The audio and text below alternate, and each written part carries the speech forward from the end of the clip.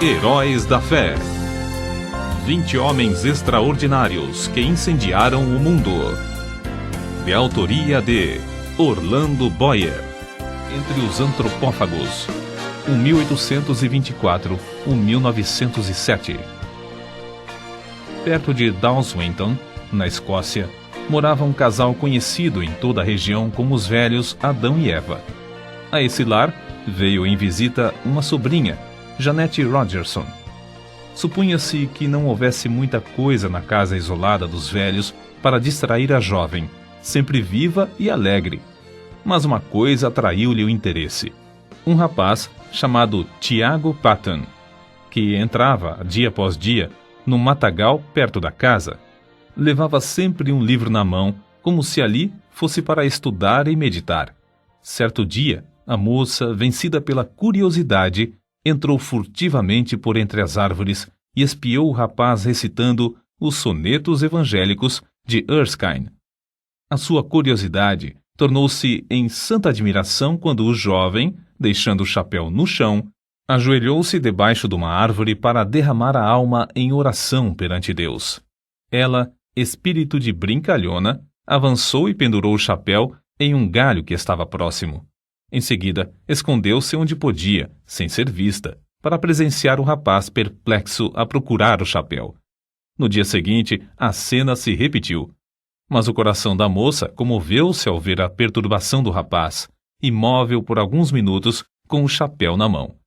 Foi assim que ele, ao voltar no dia seguinte ao lugar onde se ajoelhava diariamente, achou, preso na árvore, um cartão que continha os seguintes dizeres: a pessoa que escondeu seu chapéu confessa-se sinceramente arrependida de tê-lo feito e pede que ore, rogando a Deus que a torne crente tão sincera como o Senhor.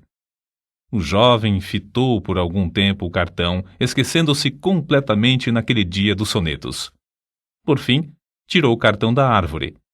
No momento em que se reprovava e a sua estupidez por não saber que fora um ser humano quem escondera o chapéu 2 vezes, viu passar por entre as árvores, na frente da casa do velho Adão, uma moça, balde na mão, cantando um hino escocês. Naquele instante, o moço sabia, por instinto divino, que a visita angélica que invadira seu retiro de oração fora a gentil e hábil sobrinha dos velhos Adão e Eva. Tiago Patton ainda não conhecia Jeanette Rogerson, mas ouvira falar nas suas extraordinárias qualificações intelectuais e espirituais. É provável que Tiago Patton começasse a orar pela jovem, mas num sentido diferente daquele que ela pedira. De qualquer forma, a moça furtara não somente o chapéu do rapaz, mas também o seu leal coração. Um furto que resultou, por fim, no casamento dos dois. Tiago Patton, fabricante de meias no condado de Dumfries, e sua esposa Jeanette andavam como Zacarias e Isabel na antiguidade, irrepreensíveis perante o Senhor. Ao nascer-lhes o primogênito, deram-lhe o nome de João, dedicando-o solenemente a Deus, com oração, para ser missionário aos povos que não tinham oportunidade de conhecer a Cristo. Entre a casa própria em que morava a família dos Patton e a parte que servia de fábrica havia um pequeno aposento. Acerca desse quarto, John Patton escreveu: era o santuário de nossa humilde casa. Várias vezes ao dia, geralmente depois das refeições, o nosso pai entrava nesse quarto e, fechada a porta, orava. Nós, seus filhos, compreendíamos, como se fosse por instinto espiritual, que se derramavam orações por nós, como fazia na antiguidade o sumo sacerdote, quando entrava no Santo dos Santos em favor do povo. De vez em quando, se ouvia o eco de uma voz em tons de quem suplica pela vida. Passávamos pela porta nas pontinhas dos pés, de modo a não perturbar a santa e íntima conversação. O mundo lá fora não sabia de onde vinha o gozo que brilhava no rosto de nosso pai, mas nós, seus filhos, o sabíamos. Era um reflexo da presença divina, que era sempre uma realidade para ele na vida cotidiana. Nunca espero, quer num templo, quer nas serras, quer nos vales, sentir Deus mais perto, mais visível, andando e conversando mais intimamente com os homens do que naquela humilde casa coberta de palha. Se por uma catástrofe indizível tudo quanto pertence à religião fosse apagado da memória, minha alma reverteria de novo ao tempo da minha mocidade. Ela fechar-se-ia naquele santuário, e ao ouvir novamente os ecos daquelas súplicas a Deus, lançaria para longe toda a dúvida com este grito vitorioso: meu pai andava com Deus, porque não posso eu também andar? Na autobiografia de João Patton, vê-se que as suas lutas diárias eram grandes, mas o que dizemos agora revela qual a força que operava para que ele sempre avançasse na obra de Deus. Antes, realizava-se culto doméstico na casa de meus avós somente aos domingos, mas meu pai convenceu primeiro a minha avó a orar, ler um trecho da Bíblia e cantar um hino diariamente, pela manhã e à noite.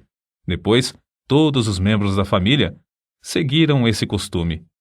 Foi assim que meu pai começou, aos 17 anos de idade, o bendito costume de fazer cultos matutinos e vespertinos em casa. Costume que observou, talvez sem uma única exceção, até se achar no leito de morte com 77 anos de idade. No último dia da sua vida, uma passagem das Escrituras foi lida e ouviu-se sua voz na oração. Nenhum dos filhos se recorda de um só dia que não fosse assim santificado. Muitas vezes havia pressa em atender a um negócio. Inúmeras vezes chegavam os amigos.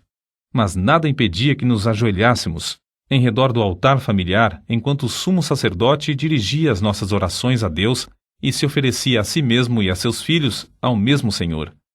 A luz de tal exemplo era uma bênção, tanto para o próximo como para a nossa família.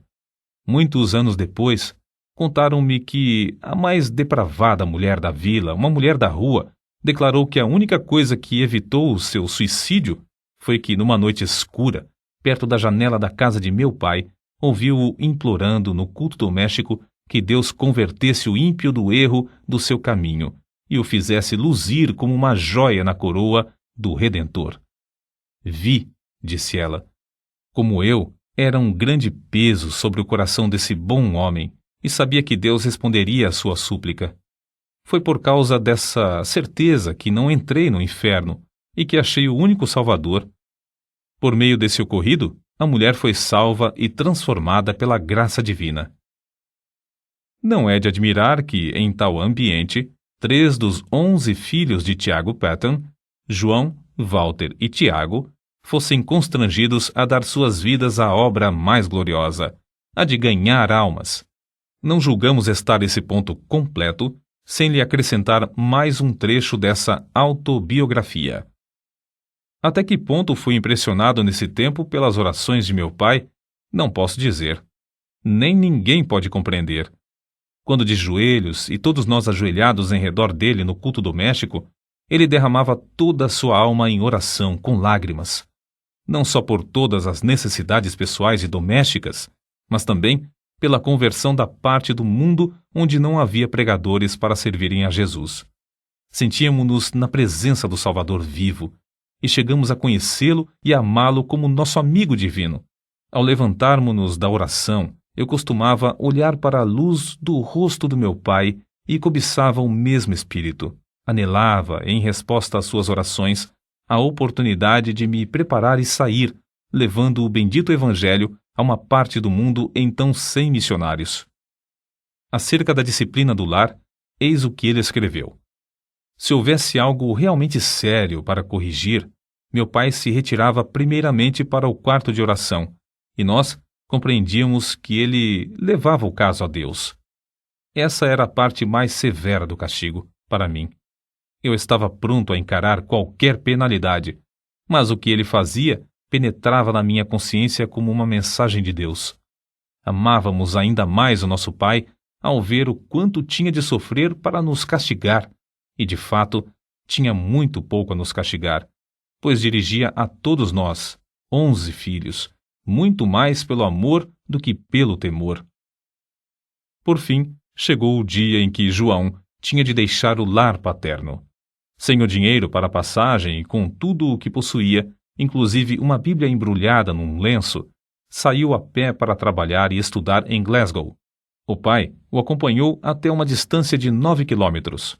No último quilômetro, antes de se separarem um do outro, os dois caminhavam sem poder falar uma só palavra, mas o filho sabia, pelo movimento dos lábios do pai, que este orava em seu coração por ele.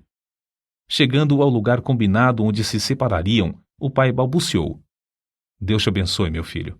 O Deus de teu pai te prospere e te guarde de todo mal. Depois de se abraçarem, o filho saiu correndo, enquanto o pai, em pé no meio da estrada, imóvel, com o chapéu na mão e lágrimas correndo pelas faces, continuava a orar em seu coração. Alguns anos depois, o filho testificou de que essa cena, gravada na sua alma, o estimulava como um fogo inextinguível a não desapontar o pai, no que esperava dele, seu filho, que seguisse o seu bendito exemplo de andar com Deus. Durante os 3 anos de estudos em Glasgow, apesar de trabalhar com as próprias mãos para se sustentar, John Paton, no gozo do Espírito Santo, fez uma grande obra na seara do Senhor. Contudo, soava-lhe constantemente aos ouvidos o clamor dos selvagens nas ilhas do Pacífico, e isso foi, antes de tudo, o assunto que ocupava as suas meditações e orações diárias. Havia outros para continuar a obra que fazia em Glasgow, mas quem desejava levar o Evangelho a esses pobres bárbaros? Ao declarar sua resolução de trabalhar entre os canibais das Novas Hébridas, quase todos os membros da sua igreja se opuseram à sua saída. Um muito estimado irmão assim se exprimiu: entre os antropófagos, será comido por eles. A isso, John Paton respondeu: o irmão é muito mais velho que eu, breve será sepultado e comido por vermes. Declaro ao irmão que, se eu conseguir viver e morrer servindo ao Senhor Jesus e honrando o seu nome, não me importarei ser comido por antropófagos ou por vermes. No grande dia da ressurreição, o meu corpo se levantará tão belo como o seu, na semelhança do Redentor ressuscitado. De fato, as Novas Hébridas haviam sido batizadas com sangue de mártires. Os 2 missionários, William e Harris, enviados para evangelizar essas ilhas, poucos anos antes desse tempo, foram mortos a cacetadas, e seus cadáveres cozidos e comidos. Os pobres selvagens não sabiam que assassinavam seus amigos mais fiéis. Assim, os crentes em todos os lugares, ao receberem as notícias do martírio dos 2, oraram com lágrimas por esses povos. E Deus ouviu as súplicas, chamando, entre outros, a John Paton. Mas a oposição à sua saída era tal que ele resolveu escrever a seus pais e, pela resposta, veio a saber que eles o haviam dedicado para tal serviço no dia do seu nascimento. Desde esse momento, John Paton não mais duvidou da vontade de Deus e assentou no seu coração gastar a vida servindo aos indígenas das ilhas do Pacífico. O nosso herói conta muitas coisas de interesse acerca da longa viagem à vela para as Novas Hébridas. Quase no fim da viagem, quebrou-se o mastro do navio. As águas os levavam lentamente para Tana, uma ilha de antropófagos onde a bagagem teria sido saqueada e todos a bordo cozidos. Contudo, Deus ouviu suas súplicas e os fizeram alcançar uma outra ilha.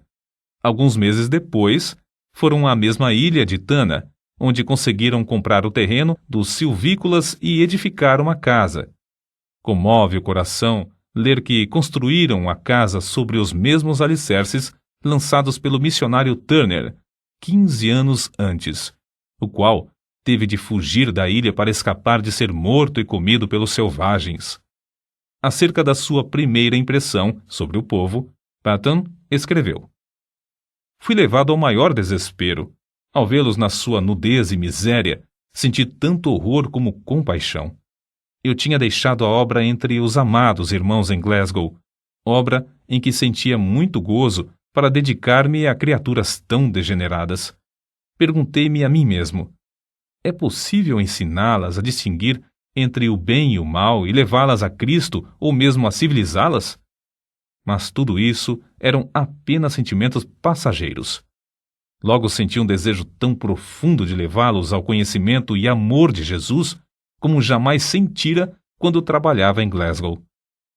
Antes de completar a casa em que o casal Paton iria morar, houve uma batalha entre duas tribos. As mulheres e crianças fugiram para a praia, onde conversavam e riam ruidosamente, como se seus pais e irmãos estivessem ocupados em algum trabalho pacífico. Mas, enquanto os selvagens gritavam e se empenhavam em conflitos sangrentos, os missionários entregavam-se à oração por eles. Os cadáveres dos mortos foram levados pelos vencedores a uma fonte de água fervente, onde foram cozidos e comidos. À noite ainda se ouvia pranto e gritos prolongados nas vilas em redor. Os missionários foram informados de que um guerreiro, ferido na batalha, acabara de morrer em casa. A sua viúva foi estrangulada imediatamente, conforme o costume, para que o seu espírito acompanhasse o do marido e lhe continuasse a servir de escrava. Os missionários, então, nesse ambiente da mais repugnante superstição, da mais baixa crueldade e da mais flagrante imoralidade, esforçavam-se para aprender a usar todas as palavras possíveis desse povo que não conhecia a escrita.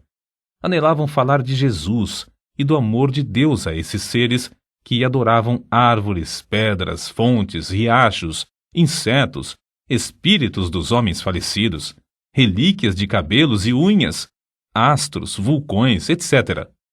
A esposa de Patton era uma ajudadora esforçada e, dentro de poucas semanas, reuniu 8 mulheres da ilha a quem instruía diariamente. 3 meses depois da chegada dos missionários à ilha, a esposa de Patton faleceu de malária e 1 mês depois, o filhinho também morreu. Quem pode avaliar as saudades de Patton durante os anos que trabalhou sem ajudadora em Tana? Apesar de quase haver morrido também da mesma enfermidade, de os crentes insistirem para que voltasse à sua terra e de os indígenas fazerem plano após plano de matá-lo, esse herói permaneceu orando e trabalhando fielmente no posto onde Deus o colocara. Um templo foi construído e um bom número se congregava para ouvir a mensagem divina. Patton não somente conseguiu reduzir a língua dos tanianos à forma escrita, mas também traduziu uma parte das escrituras, a qual imprimiu apesar de não conhecer a arte tipográfica. Acerca da gloriosa façanha de imprimir o livro em taniano, assim escreveu: Confesso que gritei de alegria quando a primeira folha saiu do prelo, tendo todas as páginas na ordem própria. Era 1 hora da madrugada, eu era o único homem branco na ilha, e havia horas em que todos os nativos dormiam. Contudo, atirei ao ar o chapéu e dancei como um menino por algum tempo ao redor do prelo. Terei eu perdido a razão?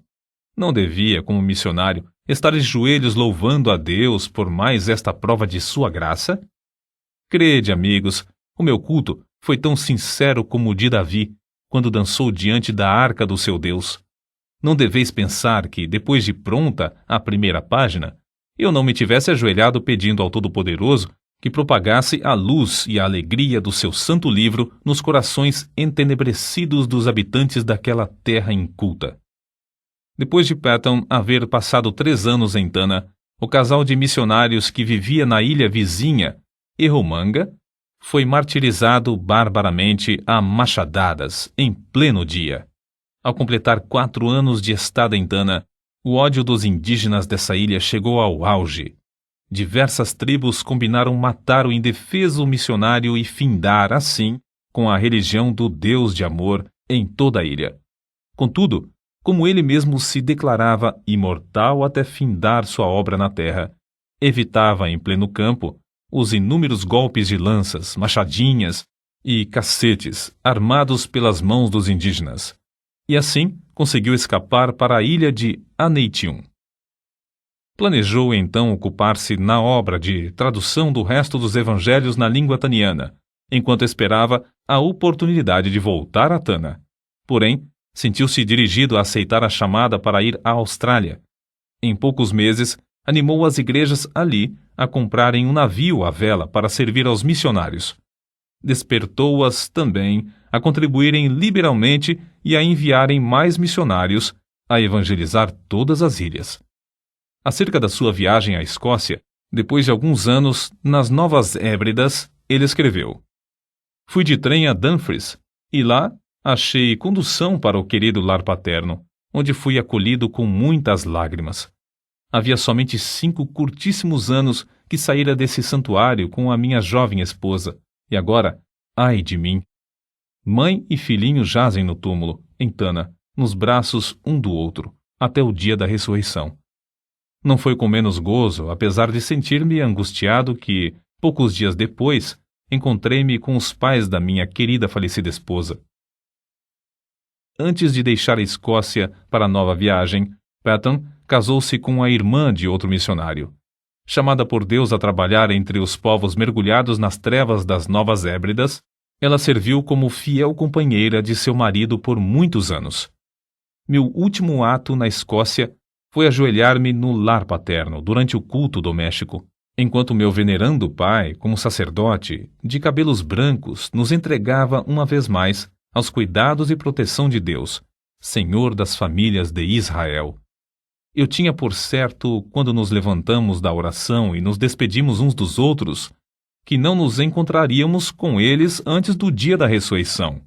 Porém, ele e minha querida mãe, com corações alegres, nos ofertaram de novo ao Senhor para o serviço entre os silvícolas. Mais tarde, meu querido irmão me escreveu que a espada que traspassara a alma da minha mãe era demasiado aguda e que, depois da nossa saída, ela jazeu por muito tempo como morta nos braços de meu pai. Prestes a regressar às ilhas, Patton foi constrangido pelo voto de todos os missionários a não voltar a Tana, mas abrir a obra na vizinha ilha de Aniwa. Dessa forma, tinha de aprender outra língua e começar tudo de novo. Na tarefa de preparar o terreno para a construção da casa em seu novo habitat, Patton ajuntou 2 cestos de ossos humanos de vítimas comidas pelo povo da ilha. Quando essas pobres criaturas começavam a usar um pedacinho de chita ou um saiote, era sinal exterior de uma transformação, apesar de estarem longe da civilização. E quando começavam a olhar para cima e a orar àquele a quem chamavam de Pai, nosso Pai, meu coração se derretia em lágrimas de gozo, e sei, por certo, que havia um coração divino nos céus, que se regozijava também.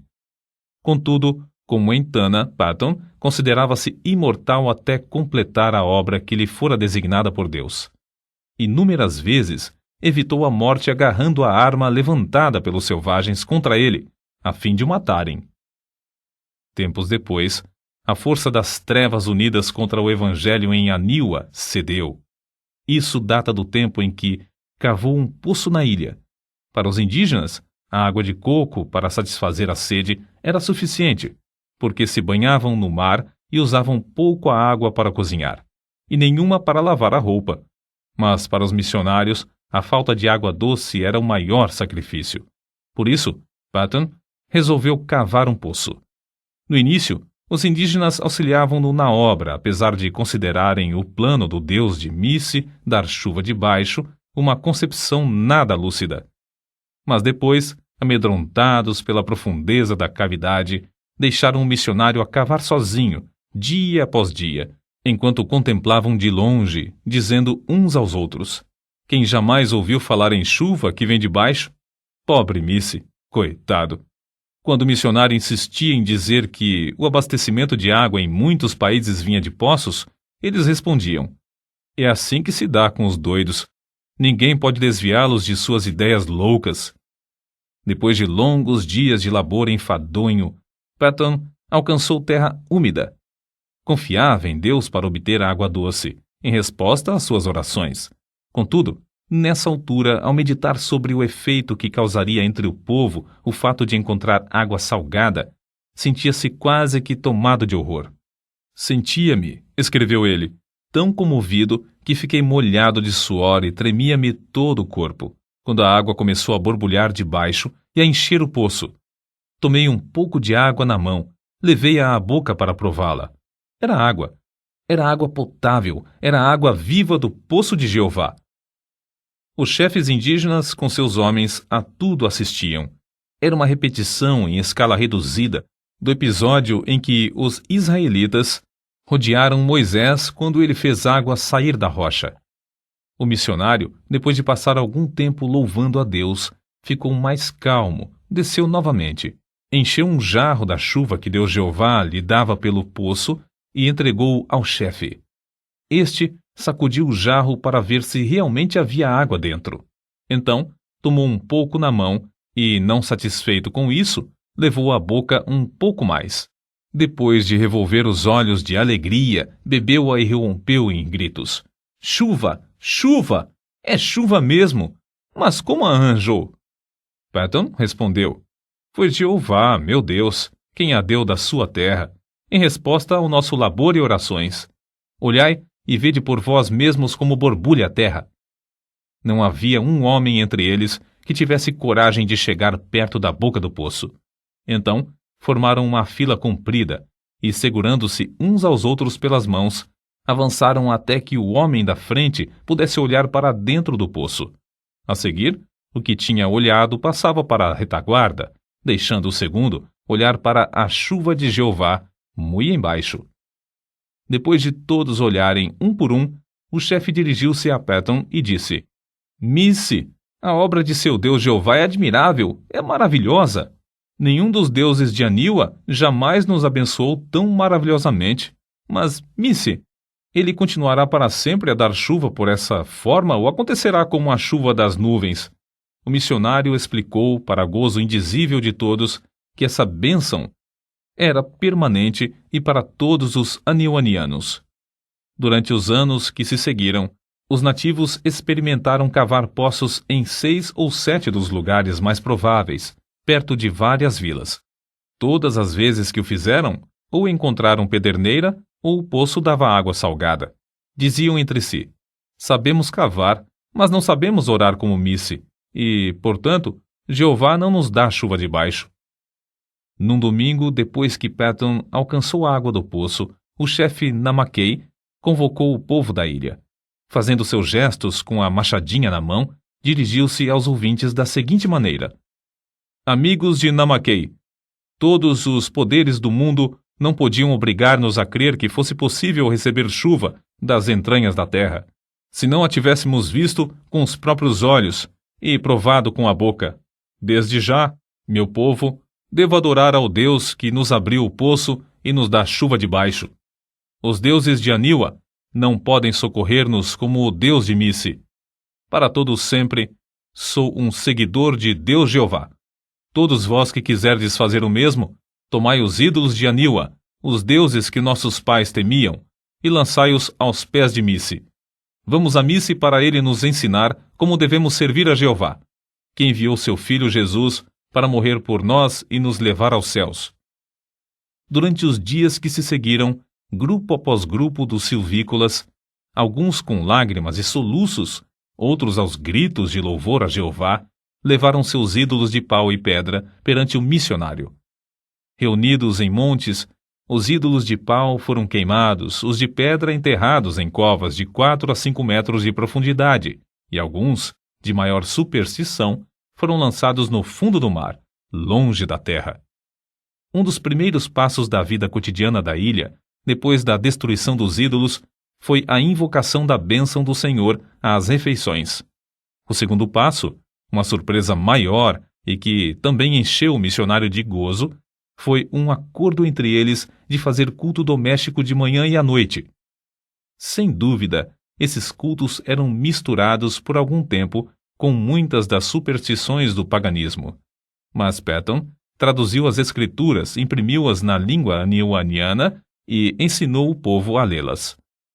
A transformação do povo da ilha foi uma das maravilhas dos tempos modernos. Como arde o coração ao ouvir acerca da ternura que o missionário sentia para com esses amados filhos na fé, e do carinho com que esses, outrora cruéis selvagens que comiam carne humana, mostravam para com o missionário. Que o nosso coração arda também para ver a mesma transformação dos milhares de indígenas no interior de nosso querido Brasil. Patton descreveu a primeira ceia do Senhor com as seguintes palavras: ao colocar o pão e o vinho nas mãos, outrora manchadas do sangue da antropofagia, agora estendidas para receber e participar dos emblemas do amor do Redentor, antecipei o gozo da glória até o ponto de o coração não suportar mais. É-me impossível experimentar delícia maior antes de eu poder fitar o rosto glorificado do próprio Senhor Jesus Cristo.